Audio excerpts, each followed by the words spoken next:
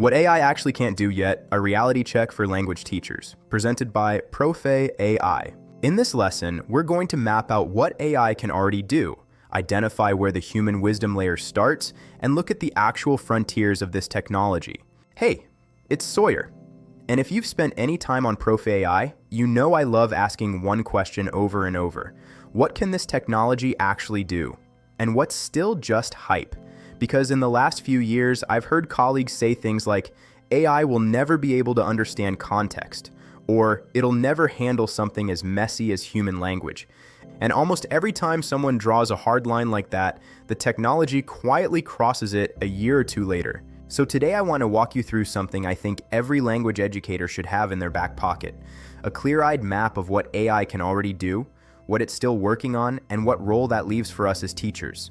Because honestly, that last part is the part that matters most for your classroom. And along the way, I'm going to give you real classroom scenarios for each idea, because an abstract claim about AI capabilities doesn't help you Monday morning. A concrete example does. Let's start with a simple framework, the DIKW pyramid. At the bottom, you've got data, raw facts like 7, 12, or 45. Add context and it becomes information. Those numbers are quiz scores. Add interpretation and it becomes knowledge, noticing a pattern in those scores. And at the top is wisdom, applying that knowledge to help your students. Say you teach beginning Spanish and you give a vocabulary quiz on family members. The raw scores are just data. Once you notice that 4 students all missed sobrino and cuñado, that's knowledge. There's a pattern, probably because those words are harder to visualize. Wisdom is what you do next, building a family tree diagram just for those words instead of reteaching the whole set. Today's AI tools are remarkably strong at those first 3 levels: data, information, and knowledge. They can spot patterns in seconds. Where they still lean on us is that 4th level, wisdom. Knowing why something matters for this specific student in this moment and what's actually worth your class time tomorrow. That is our domain. For decades, researchers pointed to certain abilities and said, computers will never really do this. But the pattern of being wrong about these limits keeps repeating. Let's look at what we used to call impossible. Complex reasoning was one. In 1997, IBM's Deep Blue defeated Garry Kasparov at chess, a result many thought was decades away. Chess requires evaluating thousands of move sequences to choose a long-term outcome. That kind of multi-step reasoning was assumed to be uniquely human, not anymore. Natural language was another big one. Human language is full of idioms and sarcasm. By 2011, IBM's Watson was beating human champions at Jeopardy, a game built on wordplay and cultural nuance. Today, we use these models to draft differentiated reading passages and rephrase instructions in seconds. Creativity was assumed to be uniquely human too.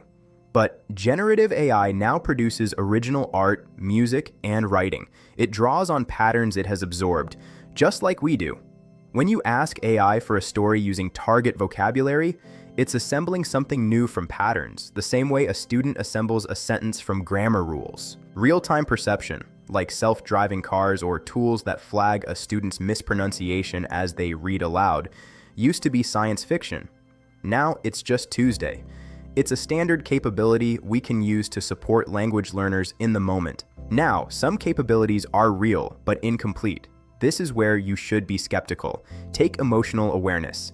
Chatbots can pick up on tone and adjust to a frustrated student. That's useful for reducing embarrassment, but it's pattern recognition, not genuine empathy. The tool doesn't actually feel concern. Then there are hallucinations. AI tools sometimes state falsehoods with total confidence. The wrong historical date or a non-existent grammar rule. We're using techniques like retrieval augmented generation to reduce this, but it's not solved. Verification is a critical digital literacy skill. If your students are using AI for research or translation help, you must teach them to verify claims against a real source, like a dictionary or native speaker resource. It's a layer of literacy we have to teach on top of the language skill itself.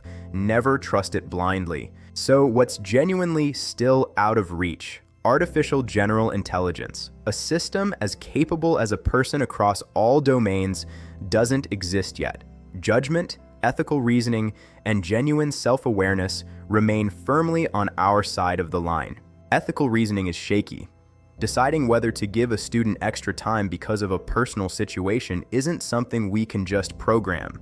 AI also lacks common sense.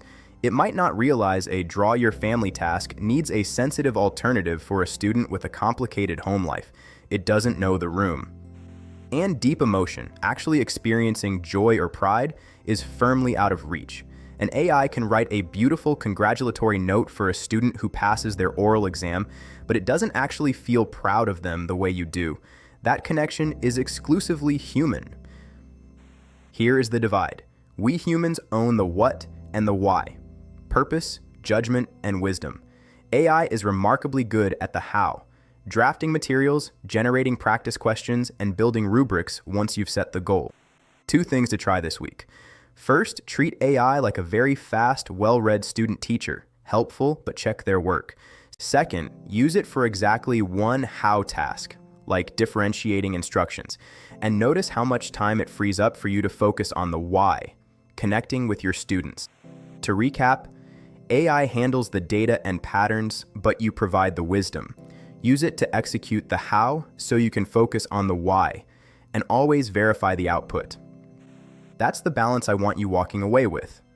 Don't be intimidated by what AI can do, and don't dismiss what it still can't.